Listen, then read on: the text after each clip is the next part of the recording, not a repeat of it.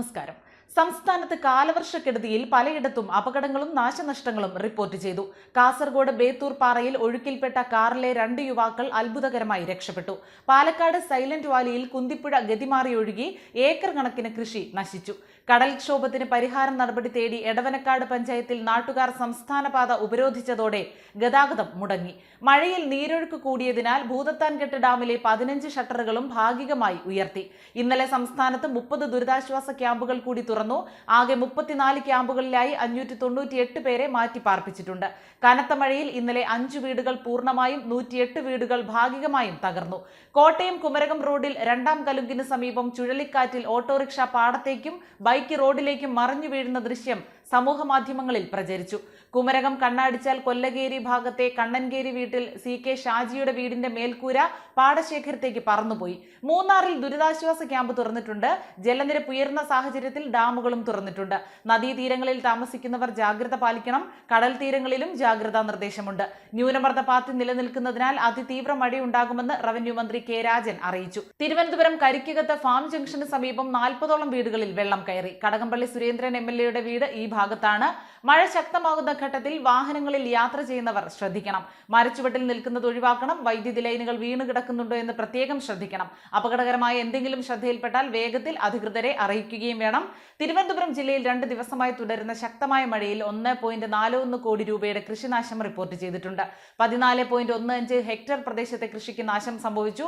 വിവിധ കൃഷി മേഖലകളിലായി 289 കർഷകരെയാണ് നഷ്ടം ബാധിച്ചത്. വാഴകൃഷിയെയാണ് മഴ ഏറെ ബാധിച്ചത്. 11.54 ഹെക്ടർ പ്രദേശത്തെ വാഴകൃഷി മഴയിൽ നശിച്ചു. 1.05 ഹെക്ടർ പ്രദേശത്തെ പച്ചക്കറി കൃഷിയും 0.16 ഹെക്ടർ പ്രദേശത്തെ നാളികേര കൃഷിയും നശിച്ചു. കഴിഞ്ഞ ദിവസത്തെ മഴയെ തുടർന്ന് ജില്ലയിൽ 1 ദുരിതാശ്വാസ ക്യാമ്പ് തുറന്നു. കടകംപള്ളി വില്ലേജിൽ വെൺപാലവട്ടം അങ്കണവാടി 1ാം നിലയിൽ പ്രവർത്തിക്കുന്ന ദുരിതാശ്വാസ ക്യാമ്പിൽ ഒരു കുടുംബത്തിലെ 5 പേരാണ് കഴിയുന്നത്. 2 പുരുഷന്മാരും 3 സ്ത്രീകളും ഉൾപ്പെടുന്നു. 3 വീടുകൾ പൂർണ്ണമായും 16 വീടുകൾ ഭാഗികമായും ഇവിടെ തകർന്നു. അതേസമയം കോട്ടയം ജില്ലയിലെ പ്രൊഫഷണൽ കോളേജുകൾ, അങ്കണവാടികൾ അടക്കമുള്ള വിദ്യാഭ്യാസ സ്ഥാപനങ്ങൾക്കും ആലപ്പുഴ ജില്ലയിലെ കുട്ടനാട്, അമ്പലപ്പുഴ, ചേർത്തല, ചെങ്ങന്നൂർ താലൂക്കുകളിലെ പ്രൊഫഷണൽ കോളേജുകളും അങ്കണവാടികളും ഉൾപ്പെടെയുള്ള വിദ്യാഭ്യാസ സ്ഥാപനങ്ങൾക്കും ഇന്ന് കളക്ടർമാർ അവധി പ്രഖ്യാപിച്ചിട്ടുണ്ട്. പരീക്ഷകൾക്ക് മാറ്റമില്ല. സംസ്ഥാനത്ത് ഇന്നും ശക്തമായ മഴ തുടരുമെന്നാണ് കാലാവസ്ഥാ വകുപ്പ് അറിയിച്ചിട്ടുള്ളത്. വടക്കൻ കേരളത്തിലാകും കൂടുതൽ മഴ ലഭിക്കുക. ഇന്ന് ഇടുക്കി, എറണാകുളം, തൃശൂർ, പാലക്കാട്, മലപ്പുറം, കോഴിക്കോട്, വയനാട്, കണ്ണൂർ, കാസർഗോഡ് ജില്ലകളിൽ യെല്ലോ അലർട്ടാണ് പ്രഖ്യാപിച്ചിട്ടുള്ളത്. ഒറ്റപ്പെട്ട ശക്തമായ മഴയ്ക്കുള്ള സാധ്യതയാണ് പ്രവചിക്കപ്പെട്ടിരിക്കുന്നത്. 24 മണിക്കൂറിൽ 64.5 മില്ലിമീറ്റർ മുതൽ 115.5 മില്ലിമീറ്റർ വരെ മഴ ലഭിക്കുന്ന സാഹചര്യത്തെയാണ് ശക്തമായ മഴ എന്നതുകൊണ്ട് കേന്ദ്ര കാലാവസ്ഥാ വകുപ്പ് അർത്ഥമാക്കുന്നത്. ഇടിമിന്നലോട് കൂടിയ മഴയാണ് പ്രതീക്ഷിക്കുന്നത്. അതേസമയം മഴയെ തുടർന്ന് ജില്ലയിൽ അവധിയൊന്നുമില്ലെന്നും ബാഗ് പാക്ക് ചെയ്തോളാനും പത്തനംതിട്ട ജില്ലാ കളക്ടർ S പ്രേംകൃഷ്ണൻ.